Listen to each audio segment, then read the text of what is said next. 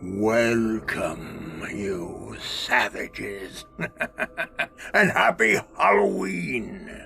Tonight's tale is torn from the pages of Savage Realms Monthly, entitled Death in Darkness, written by the ever-enigmatic Willard Black. I hope you like it.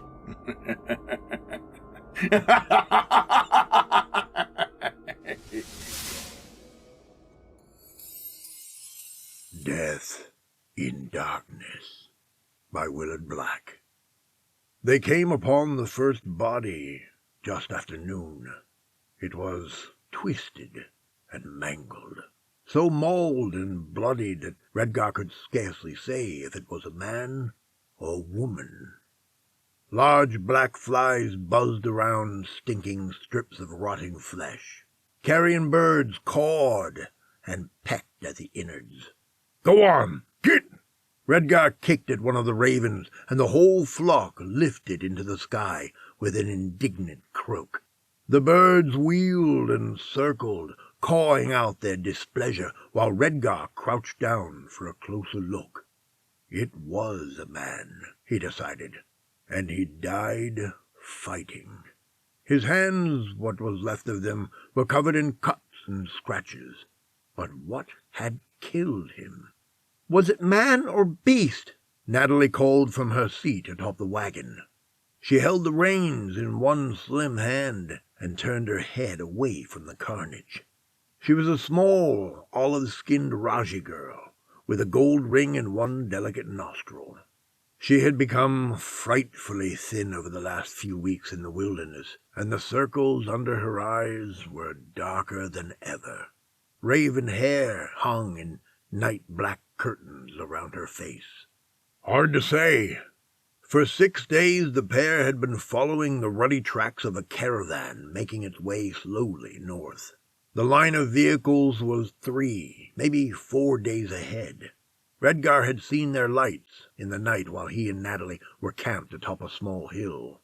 During the day, they followed a trail of moldering fruit rinds, bits of broken harness, one busted wagon wheel, and the smoking remains of cook-scattered fires.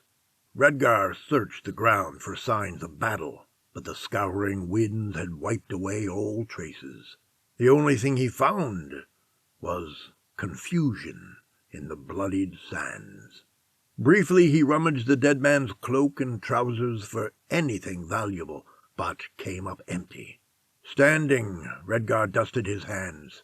The black birds immediately lighted on the corpse as he trudged back to the wagon and stepped up into the driver's seat, causing the weather-worn vehicle to creak under his weight. The Hathor was tall, with long hair bleached from the desert sun, and thickly muscled limbs. A wide belt of leather was buckled around his waist, and his clothes were caked with dust. On the seat beside him lay a massive blade of polished steel, worked with ancient runes. The pommel of the weapon came up to Redgar's chin, and he stood head and shoulders over most men. He took the reins back from Natalie. His faded blue eyes spared one last look at the dead man, and he cracked the reins. The tired mule plodded forward on heavy hooves, head down and nostrils wide. Long ears twitched. The smell of blood had set the beast on edge. Redgar could feel the animal's nervousness through the leather reins. He clicked his tongue and set the creature in motion, while his eyes scanned the rocky outcrops for any sign of danger.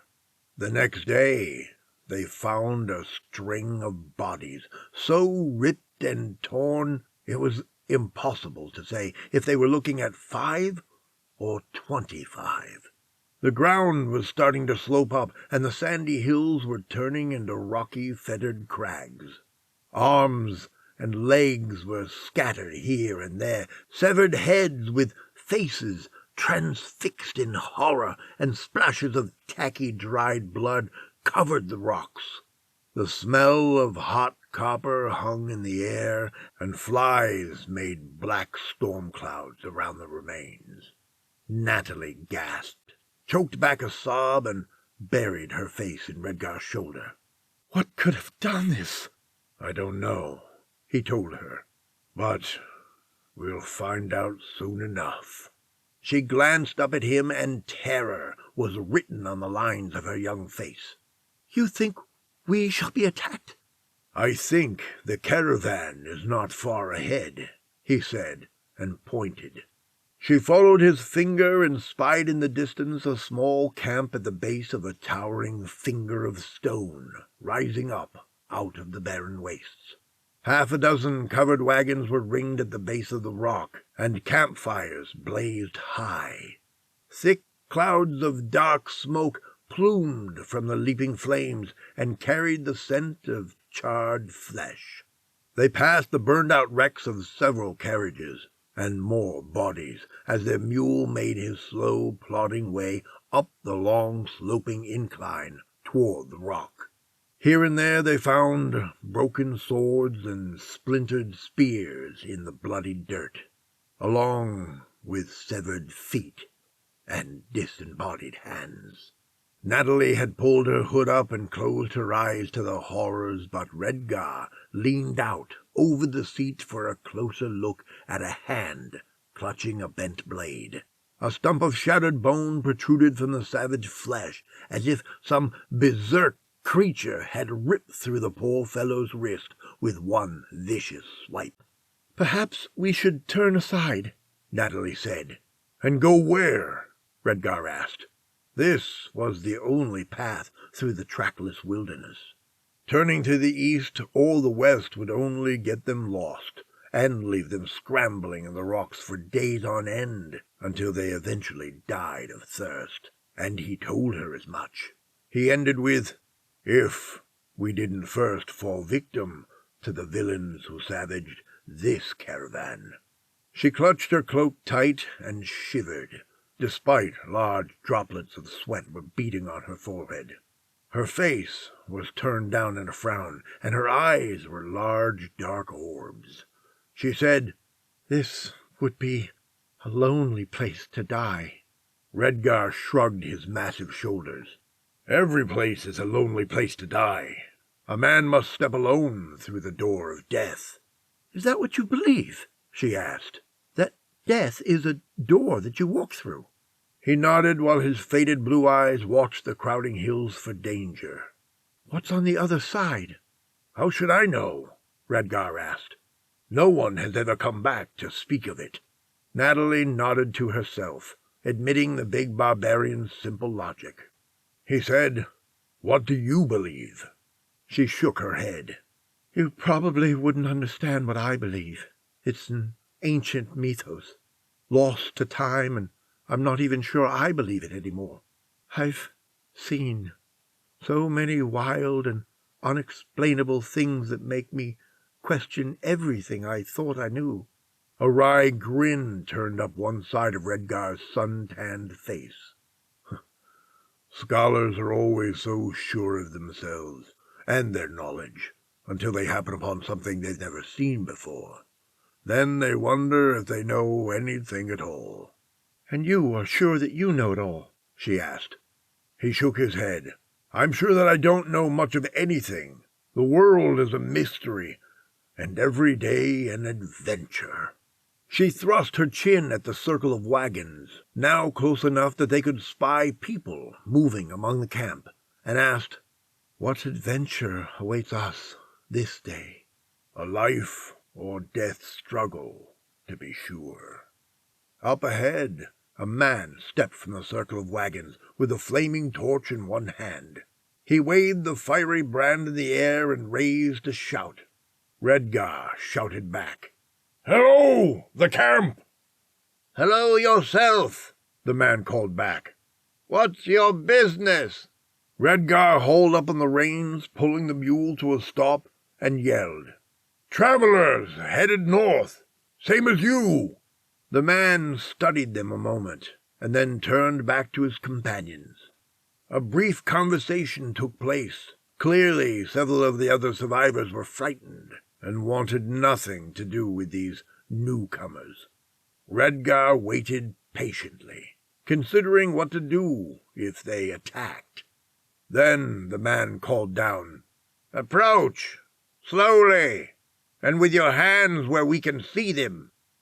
The caravan had been decimated by some unspeakable horror. Of the 38 souls who set out from Travkin, only 6 remained. They were huddled around a flickering campfire, nervous eyes and twitching fingers. One woman clutched a crying baby to her bosom. She kept whispering to the child, making shushing noises. "May I hold him?" Natalie asked. "Her," the mother corrected. "Her name is B'Elanna." Natalie held out her hands, and the mother passed the squealing child over. Redgar said, "What is it that stalks you?" "I do not rightly know," Jareth said. He sat by the fire, running a sharpening stone along the edge of a notched blade. His eyes were haunted, and his face grim. He said, "It is some terrible mating of man and beast." "Does it go on 2 legs or 4? Redgar asked. "Both, though it is hard to be sure. We've only caught glimpses of the fiend. He always comes in the dark, always in the black, and strikes without warning, then vanishes." "There is only one?" Redgar asked. Jareth started to speak and then shrugged. "I suppose there could be more than one, but we've only ever seen one. And yet what?" Natalie asked. She was rocking the little bundle in her arms, and the child had finally quieted, starting to drift into an uneasy slumber. "It attacks with such swiftness," Jareth said, "seeming to come from all directions. Perhaps there is more than one, perhaps that is why it seems to strike from unexpected quarters. All I know is that it moves with uncanny quickness and can rend a man nearly in 2 before he even knows it's upon him. And I'm no stranger to a fight. I served under King Ashabis in the border skirmishes during the Sukhal uprisings." Redgar said, "I fought in those wars." "You fought under King Ashabis?" Jareth asked. "What company were you with?" "I fought on the other side," Redgar said, "under the banner of Lord Rakash." The tension between the 2 men changed. Natalie felt the sudden shift. So did the child. Her eyelids peeled open, and she started to bawl. Natalie rocked the squealing baby and whispered quietly into her ear. Jareth eyed Redgar sullenly, and his fingers tightened on his sword hilt. "That was many moons ago," Redgar said, his own hand creeping toward the grip of his massive sword, propped against the rock on which he sat. "Much water has flowed along the banks of time since." Jareth's shoulders sagged, and he relaxed his grip. "You speak the truth." The moment passed. Both soldiers forgot their ancient feud, and instead their attentions turned to the immediate threat. Redgar said, "Have you tried fire? I've seldom met a beast who did not cringe at the bite of flame." "Aye," Jareth nodded. "We've tried fire, and arrow, and poison without any effect." One of the other men, a fat man with the mark of the nameless terror etched clearly on his wounded arm, lifted his notched sword and said, "We've tried everything. This beast is not afraid of man or fire, and running does no good, and tonight the beast will return to finish us all." "Do not speak such," B'Elanna's mother said. "Jareth is a good, strong man. He shall see us through." "Are you daft, woman?" the fat man said. His name was Engler, and his arm was roughly bandaged. He said, "More than half our number is dead, and Jareth has led us here." He waved his good arm at the rocky outcropping. "At least we can stand and defend ourselves here," Jareth said. "For all the good it will do us," Angler grumbled. Redgar cast his eyes about the camp and the wall of rock looming overhead. "It's as good a defensive position as you'll find in these lonely lands. At least your backs are protected. And you did not have me with you before. Perhaps we can fell this beast before it takes any more blood." "Your help?" Jareth asked, the relief clear in his voice. "I don't see as we have much choice," Redgar said. "If we try to escape, the beast will only catch us alone in the wilderness. There is safety in numbers." Redgar looked to Natalie, and she gave a subtle nod. Under Redgar's supervision, the small band of travelers turned the ring of wagons into a makeshift defensive works of rough wooden spikes and flaming brands. The big barbarian put the men to work breaking down the vehicles for wood and scrap metal, while the women stripped clothes into kindling. By the time the sun was melting into the western horizon, Natalie was exhausted and covered in sweat, hair limp black tangles and fingers covered in blisters. She had a small dagger clutched in one aching hand, putting the finishing touches on a short spike made from the spoke of a wagon wheel. The dull dagger made a harsh whisper against the grain. The shavings went into a pile of wood chips that would be used for the fires. When the spoke had a decent point, she passed it to Redgar, and he fixed the haft into the hastily erected wall around the tiny camp at the base of the rocks. The only way inside the camp was over the wagons, and they were set with cruel spikes. Dancing torches ringed the inner and outer perimeter. Beyond the defensive wall, Redgar had strung a bit of twine hung with crude iron cutlery that would jingle should anyone touch it. Now that the sun was low and the shadows long, the bit of twine had faded into the deep pockets of spreading gloom and was barely visible. Natalie stood up, arched her aching back, and rubbed her shoulder. The muscle felt like it was on fire, and her fingers were frozen in a claw-like grip. She worked the kinks out and then poured water from her skin over her face, washing away the sweat and grime. "Go easy on that water, lass," Jareth told her. "There's not much until we reach Ravenscry, 3 days' journey north." "If we reach Ravenscry," Angler grumbled, "more than likely we'll all die this night." "Don't say such things," Balana's mother hissed as she nursed her baby. She had her back to one of the wagons, one breast bared, and her face was lined with care. Even she had been put to work. They had laid the child on a blanket in a ring of stones while they labored. The girl had squalled for the first hour without, but finally gave up and drifted into an uneasy slumber. Now she was suckling at Mom's teat, eyes closed and satisfied that all was right with the world. Natalie envied the child.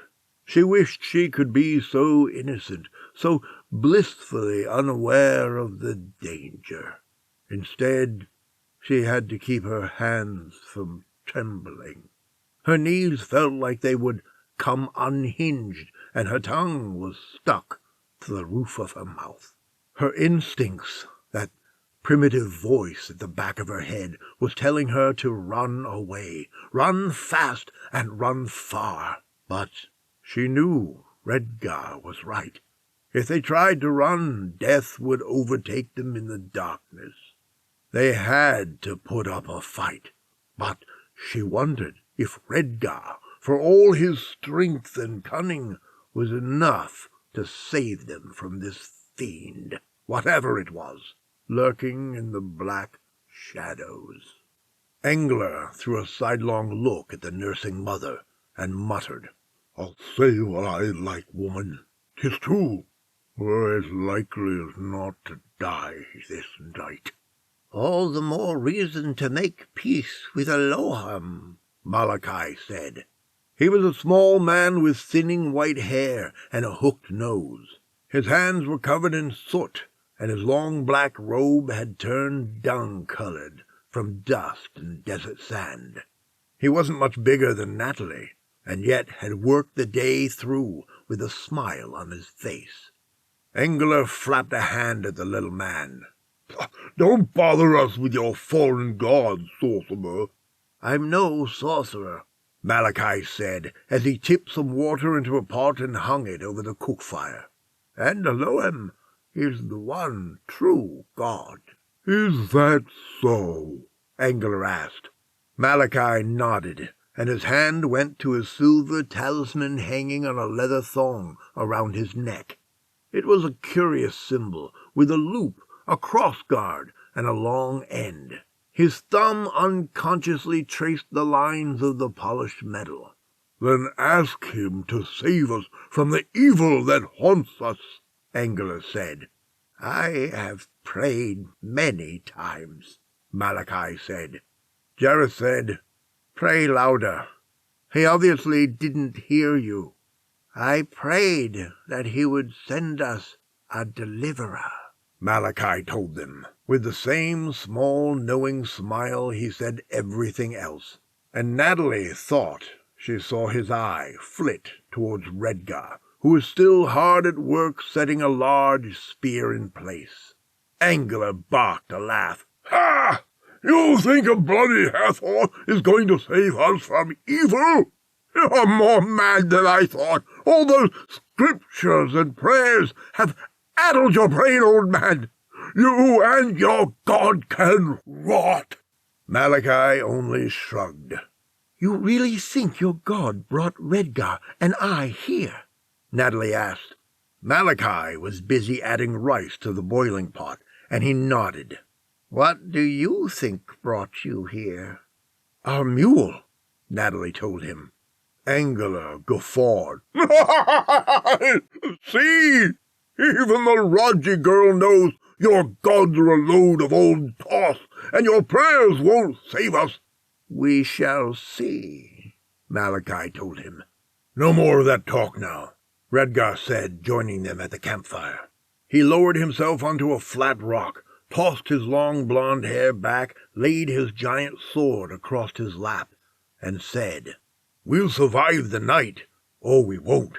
It's as simple as that. Instead of debating gods, you should be saving your strength for the fight ahead. We'll sleep in shifts." Redgar had his back against a rock, sipping from a skin filled with good Ashurian wine. His brawny legs were stretched out before him, his ankles crossed. The giant sword lay within easy reach, and his pale blue eyes peered into the dark. The firelight was behind him, throwing his silhouette against the wall of a wagon, huge and grotesque. Overhead a full moon cast the landscape round about the camp in a pale blue half-light that made shadows shift and lurch in interesting and fantastical ways. He took a long draught from the wineskin and then passed it to Engler, who was sitting watch. "Thanks to you," Engler said, took a swig and wiped his mouth with the back of his wrist. Redgar shrugged. It wasn't his wine. He'd found the skin in the back of one of the wagons and figured the owner had no more need for it. In fact, he'd done plenty of thinking about the wagons and their contents. Most of the people were dead, and if he survived the night, maybe he could lay claim to some of the riches. In a low murmur he said, "Who's in charge of this caravan, and what was its purpose?" Engler sneered. "Thinking of taking some for yourself?" Another shrug. "Dead men have no need of riches." "You speak truth, Hathor," Angler helped himself to another long pull from the wineskin, and then passed it back. "This caravan was organized by a rich young Sucalese merchant who was sending a load of silver back to his father. The coin is in a lockbox sitting right over there. The caravan master is dead, and Jareth is the last of the guards." Redgar turned for a look at the box. It was a stout wood chest, with a simple lock resting next to a wagon wheel. One corner was splashed with dried blood. A box that size probably held 500 coins, maybe more, enough to last a while. Any skeleton key or lady's hairpin would turn the tumblers, and if that didn't work, he could smash it open. Redgar's eye fell on the sleeping form of Jareth, his mouth turned down at the corners. If his speech and dress were any indicators, Jareth hailed from the southern kingdom of Canthus, where a man's honor was more important than his life. He'd never willingly surrender the box. "You thinking what I'm thinking?" Angler whispered, and his hand went to his sleeve. He bared half an inch of blade concealed within. Redgar considered the sleeping Tanthian guard and then shook his head. "Let's wait. The creature may do our work for us, and if not, we might convince him to give up the box without spilling blood." "Not likely," Angler chortled. "When Tanthians take an oath, they see it through or die in the offing." "More often than not," Redgar agreed. "That is why they put down the Sucalese uprising. I mean to have that box, Hathor. If you'll not help me, at least don't stand in my way, and I'll split the treasure with you." Redgar hitched a shoulder. "You do what you must." "Then I think I'll do it right now," he hissed, and started to get up, but the jingle of silverware stopped him in his tracks. Redgar was on his feet instantly, massive sword in hand and a determined frown fixed on his face. His eyes searched the darkness for any sign of the enemy. All he found was shifting shadows and cloaked darkness. Jareth was awake now as well, a blade glittering in the scant light of the fire. The sudden disturbance had probably saved his life. He hurried forward, peering over the nearest wagon, into the dark. The women roused at the commotion and pressed close to the fire, as if its light might provide some protection from the spectre of death. Natalie snatched a stick and stoked the fire, sending a plume of glowing orange embers into the air. The baby woke with a cry, and the mother reached for her, making desperate shushing sounds. The old priest scrambled to his feet, one hand clutching the silver talisman around his neck. He said, "Is it the beast?" "Quiet," Redgar warned, and strained his ears against the low sigh of the desert wind. A scrim of cloud moved across the moon, cutting his vision to the ring of light cast off by the torches. The land all round about seemed to be holding its breath, waiting. Redgar's grip tightened on the sword hilt, and his leg muscles tensed in anticipation. There came another jingle, a gentle tinkle of silverware dancing on the wire. Then Redgar's keen eyes picked out the shape of a prairie dog, or maybe it was a coyote flitting among the rocks and scrub brush. He let out a sigh, lowered his weapon, and said, "Just a coyote. Probably come to investigate the firelight and see if he could find some dinner." The Hathor went to the remains of the cook-pot, scooped out a handful of cold, coagulated stew, and tossed it over the barricades. "Eat up, friend." He cleaned his palm on his trousers, turned back to the fire, reaching for the wineskin.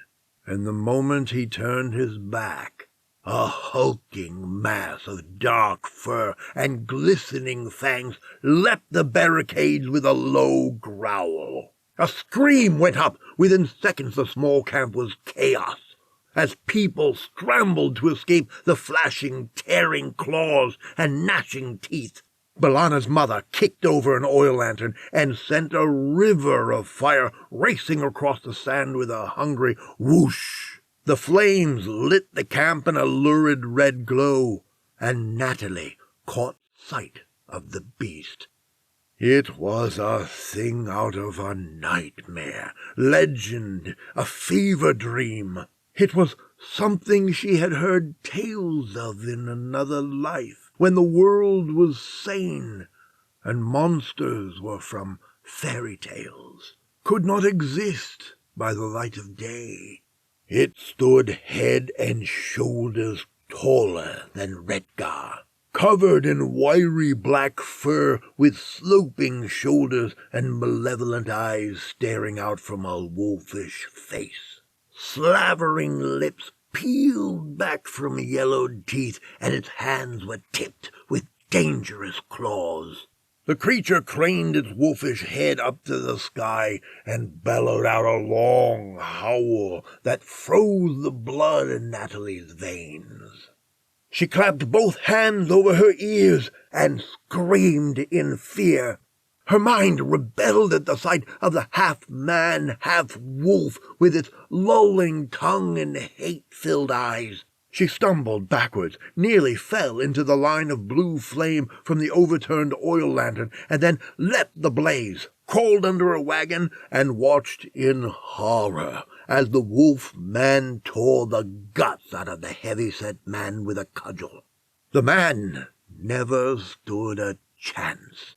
He brought the cudgel up in an overhand blow like a man chopping firewood, and the beast spilled his innards with one vicious swipe of its long arm. There was a wet, ripping noise, barely audible over the screams, and the fat man's intestines coiled out onto the desert floor like lengths of blood-red rope. He looked down at the sight of his own guts plopping around his feet. His eyes opened wide, and he dropped the cudgel. His mouth hinged open, but the wolf ripped the man's throat open with another violent swipe. Hot, wet droplets splattered Natalie's face as she cowered beneath the wagon. The fat man pitched over in the dust, and the wolf was on him, ripping and tearing, making hungry, slavering noises while yellow teeth pulled away large chunks of bloody flesh. Natalie realized she was screaming. Not just screaming, but howling. Redgar had been close enough to the fat man to reach out and touch, and yet the whole thing had happened so fast that the man was dead before Redgar could do so much as turn. The barbarian, true to his nature, never wavered. The sight of the half-wolf, half-man never gave him even a moment of pause. He wheeled around, took in, and swung his colossal steel blade with all his considerable strength. The sword clove deeply into the beast's shoulder, and black blood sprayed from the wound, but the wolf hardly seemed to notice. It was shaking the limp body of the fat man around the way a dog shakes a dead rat. It stopped just long enough to backhand Redgar. The Hathor went sailing. The giant sword slipped from his fingers and landed in the dirt. He impacted a wagon with a bone-jarring crunch and slid down into a sitting position. Jareth leapt forward, sword out, to join the fray. Another man was right next to him. Natalie thought the other man's name was Lion. Together they pressed the attack. The wolf beast was forced to let go of his meal. It growled, a deep, menacing growl from deep within its massive chest. Jareth lunged, his sword thrusting, aiming for the creature's heart, but the wolf was too fast. He sprang aside, and then Lion was frantically trying to beat back the beast's flashing claws with a wood axe. Jareth came to his rescue, dodging and slashing, his blade licking the creature's flanks. The beast howled in frustration, and for one hopeful moment it looked as if the two men had the animal cornered. Then another hairy body leapt the makeshift barricades, and a moment later Lion was writhing in a pool of his own blood, shrieking in pain. Redgar shook his head to clear it. He had avoided death by mere accident. It was blind luck. The beast had decided to backhand him instead of eviscerating him. And still the blow had knocked him senseless. He felt like he'd been trampled. His back was a mass of sharp pains and dull aches, and his head felt like it was full of broken glass. Slabs of muscle had protected him from the impact, but he'd be black and blue in the morning, if I survived to morning, the big barbarian told himself. He let out a grunt and pushed himself up onto his knees, searching for his fallen sword. He spied Natalie cowering under a wagon, her hands clamped over her ears, and tears streaking her face. The mother and her baby were pressed into a corner formed by a wagon and the rock wall. The child shrieked while the mother cradled her protectively. One of the survivors was trying to scramble over the makeshift wall while Angler stood over the lockbox, a spear clutched in his trembling hands. Two men lay dead, and Jareth was savagely swiping the hairy animals with wide arcs of his narrow Tanthian blade. His face was set and his teeth bared. He knew he was going to die, but was determined to put up a good fight. "Come then, you hellish bastards!" he snarled. "Have at me! Taste my blade if you dare!" It was all bluster. The Tanthian swordsman was outmatched by the two werebeasts. One circled left while the other went right, forcing Jareth to divide his attention. Soon as his back was turned, one of the wolves darted in. Redgar shouted a warning, and Jareth wheeled around in time to avoid having his head ripped off. Instead, the creature slashed open his shoulder, spraying the sand with blood. Jareth cried out in agony and buried his thin blade to the hilt in the creature's side. The beast arched and howled. It was a warbling, pain-filled sound that set Redgar's teeth on edge. Jareth's blade broke off in the creature's side. The second beast would have tackled Jareth, but Redgar snatched a flaming brand from the fire and hurled it overhand. The fiery log flew through the air, tumbling end over end, and crashed into the wolf's back, with a flash of sparks that set the creature's matted fur ablaze. The beast let out a surprised yelp, then a series of rapid barks as it thrashed about in a useless attempt to put out the fire. The sharp stench of charring flesh and singed hair filled the air. "Kill it!" Malachi shouted. He was reaching for another bit of burning wood from the fire and shouted, "Now's our chance! For Eloham's sake, kill it!" Redgar, his back still smarting, lunged for his fallen sword. In a panic, the beast scrambled over a wagon, setting it ablaze in the process, and went lopping into the night, howling. The second creature snarled, slashed at Malachi, who was thrusting a fiery brand at the animal's snout, then turned and followed its companion into the darkness. For a long moment the survivors stood motionless, watching and listening, in case the hellish nightmares should return. Redgar scooped up his fallen sword, faced the flaming barricades, and waited, his fingers reflexively tightening on the leather-wrapped hilt. His heart was steadily pounding beneath his broad chest, and his blonde hair danced on a cool breeze. Nothing moved in the darkness. He was just starting to relax when he sensed motion and turned.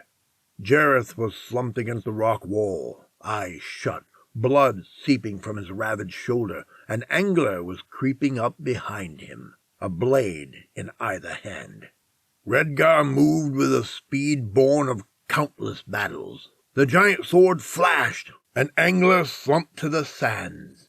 His head bounded across the dusty ground, coming to a stop near the crackling cook fire. Jareth turned, saw Angler's headless corpse, and knew without having to ask. He tipped Redgar a nod. Redgar nodded back. "Redgar!" Natalie squealed. The big barbarian wheeled around, spotted Natalie crouched under the burning wagon, and dropped his blade as he bounded across the camp. The whole vehicle was ablaze, fire leaping and snapping, and Natalie was too paralyzed with fear to move. A few bright yellow ropes of living flame spilled to the sand. The contents of the wagon was burning fiercely. Cargo of cloths, rice, and papyrus made a hissing inferno. Redgar thrust an arm under the wagon. His hair instantly singed and jerked the girl to safety. She clung to him, weeping, and said, "I thought I was going to burn." "It's okay now," he told her. "You're okay now." She shook her head and cried against his chest. "What were those beasts? Were they—" "Werebeasts," he said. "Half man, half wolf, or maybe hyena. It's hard to tell. They are hideous and unseemly creatures, and there's only one way to kill them that I'm aware of." She turned her eyes up to him. "Silver?" Another nod. 2 hours later, the night still dark. The survivors had built a makeshift kiln of stone around the glowing embers of the campfire. Scrap leather and wood planks formed crude bellows which Jareth worked with his uninjured arm. His wounded shoulder had been bandaged by Natalie after she applied a hastily prepared poultice from desert sage and dried maca root. He heaved on the bellows, causing the coals to flare bright orange in the vast stronghold of darkness surrounding the camp, while Redgar rummaged through the wagons. He found a pair of tongs and a blackened iron cup he could use for melting down the silver.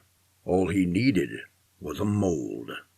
He used a wood axe to chop planks and handed the boards to Natalie. "Carve the mold," he ordered. "I need spearheads. They don't have to be sharp, just flat and wide." She took the planks in hand and frowned in confusion. "What mold?" Redgar started to explain, but Balana's mother took the bits of wood and went to work with a small knife, scraping a long groove in the flat surface of the timber, lecturing Natalie on how to make a mold while she worked. While they carved the molds, Redgar took his wood axe to the chest of silver. Jareth started to protest, but Redgar reminded him they needed a ready supply of silver. "How do we even know this will work?" Malachi asked. He had one small hand wrapped tightly around the holy emblem around his neck, and his eyes were fixed on the darkness in case the creatures decided to return. "It is the only way I know of to kill a werebeast," Redgar told him. "Have you much experience with such creatures?" Jareth asked between labored breaths while he fought to keep the embers glowing hot. "Some," Redgar said. He managed to pry the top off the box of silver coins, and he dumped a handful into the blackened iron cup. It was small, but should serve his purpose. He used the tongs to place the makeshift cauldron into the hottest part of the fire, then stripped out of his shirt to help Jareth on the bellows. "When I was young," he told them all between powerful thrusts from his wide shoulders, "a fishing village not far from my home was set upon by a werebeast, half man, half wolf. He was a great, shaggy white beast with eyes the color of clear frozen ice. Killed fully half the village, before we managed to put a silver knife through his heart. It was hot, exhausting labor, and took the rest of the night, but they managed to melt down half the coins into silvery liquid, which was poured into the hasty molds prepared by Natalie and B'Elanna's mother. Redgar tapped the cooling silver with a hammer. It wasn't like iron or steel. It didn't need powerful blows from the smithing hammer, just light taps to put an edge on the crude spearheads. When that was done, Redgar knocked the heads off a pair of spears that had belonged to the dead guards, and lashed the silver spearheads in their place. The end result was a pair of rude weapons that looked comical in the big barbarian's meaty grasp. "Are you sure about this?" Natalie asked, eyeing the weapons. "Those don't look like they'd be much use against anything bigger than a bobcat." "Normally I would agree with you," Redgar said, running his thumb along the blade of one weapon, testing the edge with a frown on his face. "But this will work just fine against those two beasts. This is old magic, from before the fathers slept their long sleep to remake the world." Natalie looked unconvinced. "You are the only one here who's faced a werebeast and lived, so we'll have to take your word for it. Shouldn't you make more? There's still plenty of silver left." Redgar shook his head. "The sun will be up soon. I see the first hints of dawn on the horizon, and I must hunt the beasts during the day. At night they will be too powerful. Now is my chance to corner and kill them." "How will you do that?" Jareth wanted to know. "You left your blade in one of the creature's sides," Redgar said. "There will be a trail of blood easy enough to follow by the light of day." Jareth said, "I'm coming with you." Redgar shook his head. "Not with that injured arm. You'd be little use in a fight. Besides, I need you to stay here and make up another half-dozen silver spearheads. If I fail to return by nightfall, it will be up to the rest of you to fight off the beasts until daybreak." Natalie ran to him and wrapped her arms around his waist, burying her face against his stomach. "Please come back. I don't know what I shall do without you." He lifted up her chin and said, "Do not worry. They are weak during the day, and one is already injured. I'll hunt them down and dispatch them with ease. I should be back before lunch." The sun was high above the horizon by the time Redgar found the first werebeast. He followed the trail of blood, strong red lines and slashes at first, then just drips and dribbles into the rocky wilderness.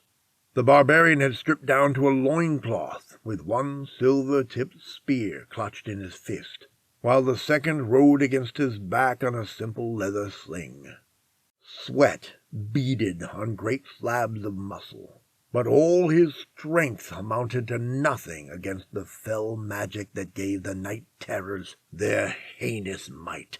His only weapon against such vile magics was in the silver, and he kept a tight fist on the spear haft as he slid between two large jagged rocks into a shady dell among the wind-swept crags, where he spotted his enemy.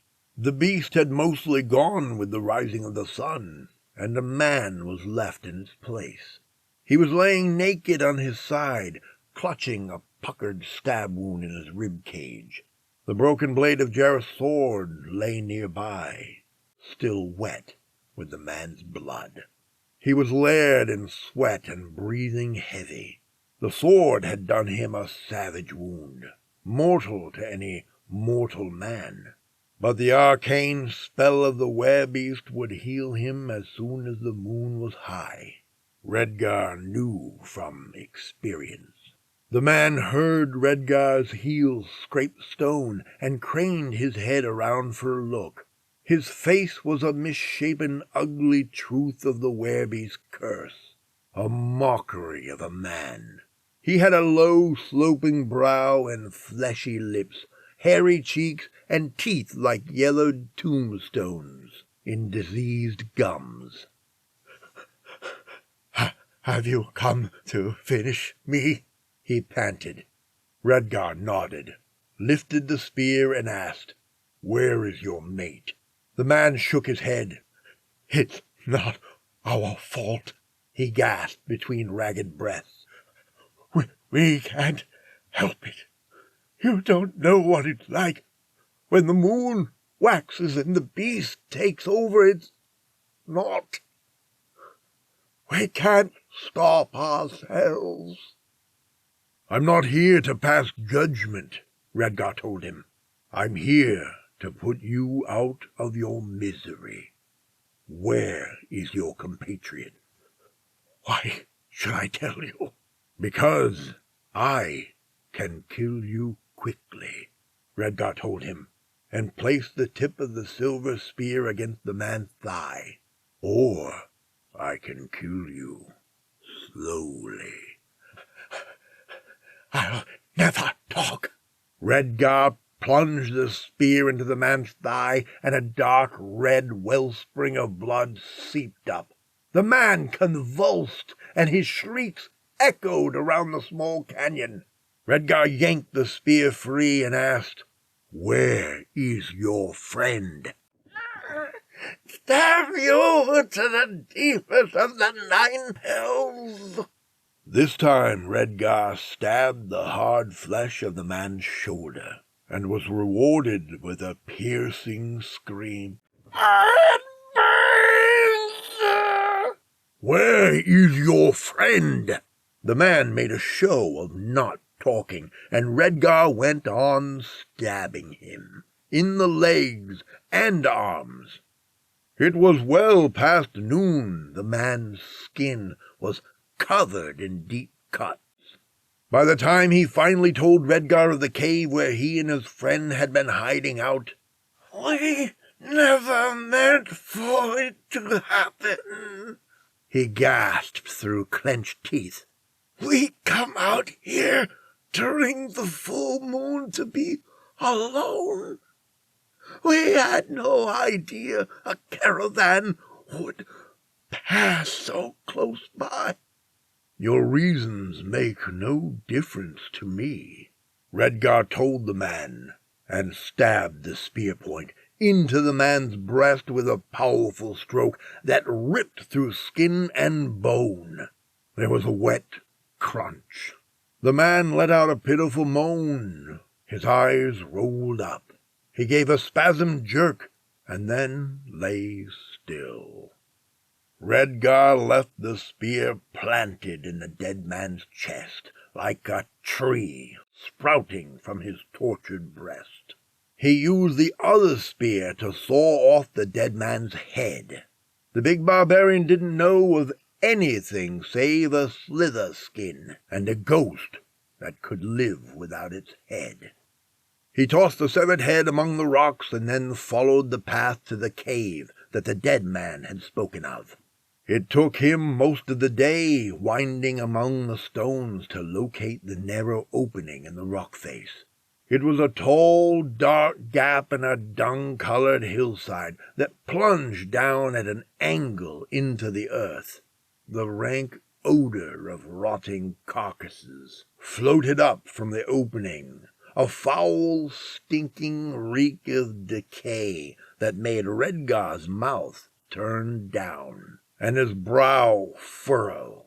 He adjusted his grip on the spear, steadied his nerves, and plunged into the dark aperture.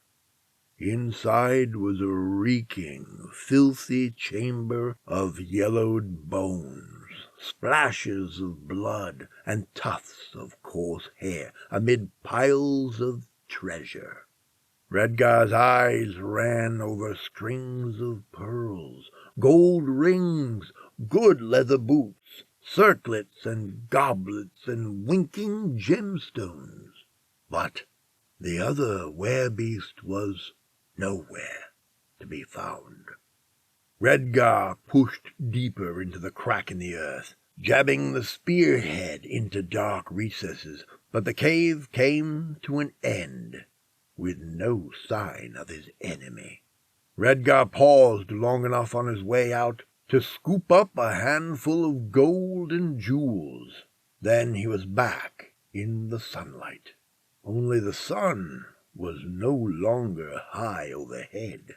It had taken him most of the day just to find the cave. Now the sun was hovering over the western horizon, a shimmering bronze disk in a hazy blue sky. Already the shadows were stretching long. Redgar bared his teeth in frustration. He knew he'd been duped. The dying man had sent him to the cave knowing his friend would never go back there. And Redgar knew where the other beast would go. Redgar slung the spear over his shoulder and set off at a run. He would have to hurry if he was going to make camp before nightfall. Natalie held B'Elanna in her arms. The infant was bundled in a soft blanket and sleeping fitfully, a small frown creasing her tiny face. Natalie gently bounced the child, making shushing noises, while the sun slowly wormed its way into the horizon, taking with it the warmth of the day and leaving a mottled purple sky. The fire was up, and Jareth was busy pouring another load of silver dross into the crudely carven spear molds, while Malachi fixed a finished spearhead to a haft. The men had been busy all day, smelting and hammering. The continuous tap, bang of the hammer nearly drove Natalie mad, but she knew they needed weapons in case. She let that thought trail off. She didn't want to think about Redgar dying. It was too awful. He was her only touchstone in this insane world. He was her guide and her protector. And sooner or later Natalie knew he would come to resent her. Soon he would realize she was a burden and would long to be free, to return to his drinking and whoring and living by the edge of his sword. Natalie had to reach the monastery in Sukalai before he tired of her. Then she would be safe, and maybe, just maybe, find a way to set things right. B'Elanna's mother was sleeping, her back propped against the wagon wheel, and Jareth was prying another spearhead from the mold when the last of the sun disappeared in quiet nobility from the sky, leaving the heavens to the moon and stars. The moon was just a little past full, a large yellow wheel hanging low in the vault of heaven. Was it still enough for the werebeast? Natalie had no idea. Now we see if your friend was successful in his hunt, Malachi said as he readied a silver-tipped spear. Natalie rocked the child and said, "He was." "How do you know?" Jareth asked. "It is no easy thing to hunt a monster in this country." "I've seen him overcome many dangers, more horrible than this," Natalie informed them with more assurance than she felt. "Aye," Jareth nodded. "I'm sure he has felled many a foe. And yet—" "Yet what?" B'Elanna's mother asked, rousing from her sleep. "Often a man lives or dies according to the vagaries of fate rather than skill in battle," Jareth told them. "I've witnessed the lowliest squire survive the deadliest bloodbath, while the skilled warrior perishes, and all because of a twist of cruel fate." "I shall offer up a prayer to Elohim for his safe return," Malachi said. "You do that," Jareth said, "for all the good it will do." "Pray to all the gods," B'Elanna's mother said, as she took her baby back from Natalie.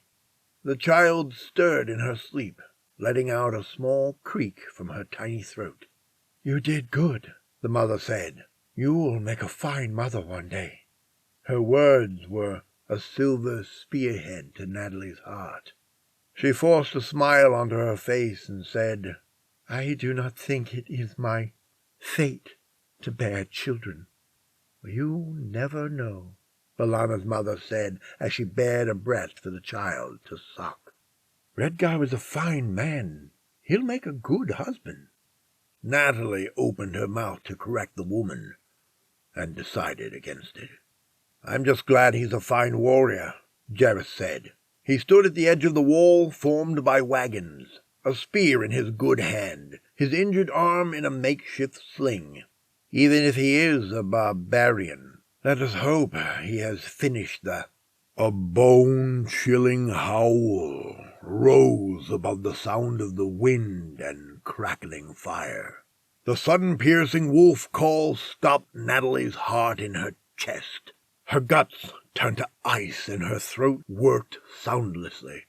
The night suddenly seemed oppressively dark, despite the fact that there was still some daylight left on the far line of mountains, and the moon was hanging big and low. The sky around the camp seemed to gather shadows until only the small cook fire turned blacksmith furnace threw off the only light, and Natalie felt the urge to crowd close to that light as if it might offer some protection. The howl came again, and then a great, dark, hairy shape swung over the barricades and landed in the camp. Long arms and bright yellow teeth flashed in the light of the fire. Taloned feet dug into the sandy earth. The thing arched its ghastly head up to the sky and let out a low growl. In that moment, Natalie knew Redgar was dead. He had failed, and his body was somewhere in the barren, stony wilderness, ripped and gutted. All reason fled, and Natalie knew that she was going to die, along with the others. There was nowhere to go, and no way to kill the beast. If Redgar had failed, Jareth and Malachi stood no chance. Even as she thought this, Jareth leapt forward to meet the beast. The silver-tipped spear grasped in his offhand. He made a clumsy stab, but missed. The monster lashed out with his claws, snapping the spear shaft in two with a hard splintering of wood. The spearhead went into the dirt, and Jareth retreated. He narrowly avoided having his guts ripped out. Scrambling backwards, his heel caught on a stone, and he sat down hard. Malachi came to his defense, a spear held tight in bony hands. The tip danced and quivered, but the old man stood his ground. The were-beast advanced on him, each step accompanied by a throaty growl. Malachi jabbed and ducked and tried to keep his enemy at bay, but the were-beast was faster. It ducked the old man's thrusting spear and then swatted the weapon from his hands. Malachi gave a squeak like a frightened field mouse. He would have died then and there, but Redgar came bounding over the wagons, a spear in his fist and a war cry on his lips.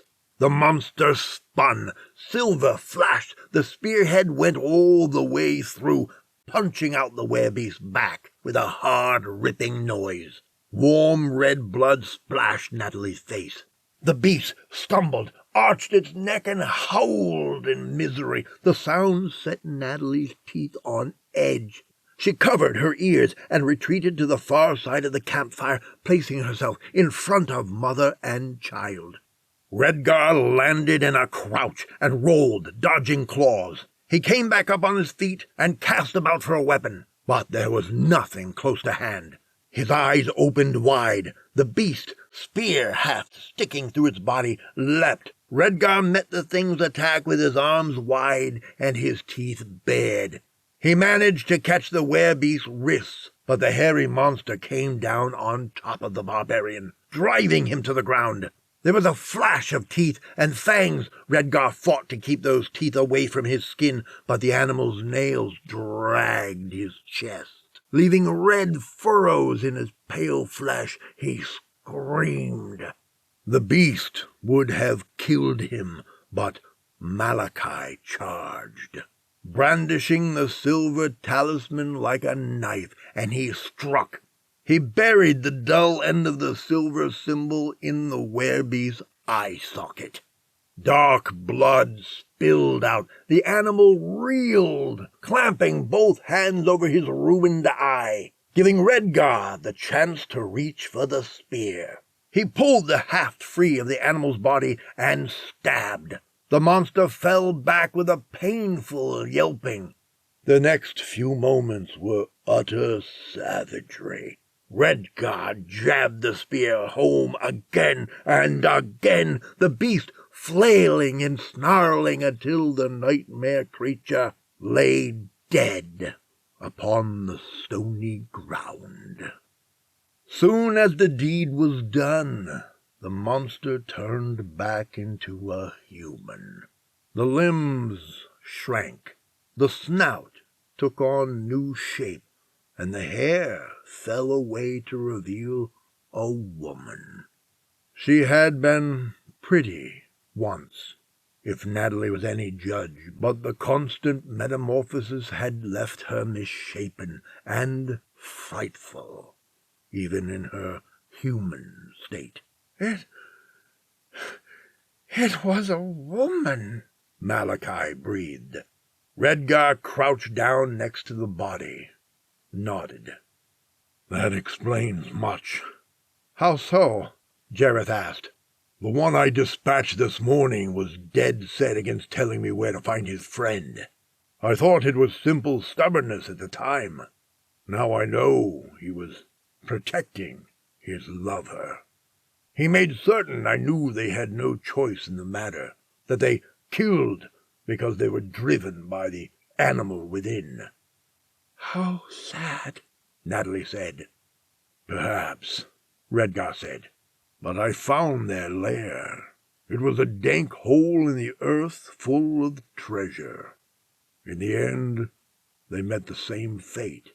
They meted out.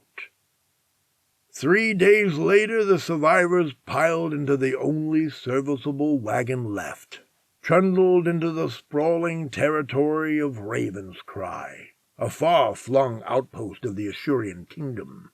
The inhabitants of the simple farming community were eager for news of the outside world, and Redgar was hailed a hero after reports of his battle with the werebeast spread. Natalie and Redgar spent just 2 nights in the town before pushing further north. But roughly 4 weeks after their arrival, starting on the first night of the full moon, there was a strange series of grisly murders at a farmhouse outside of town.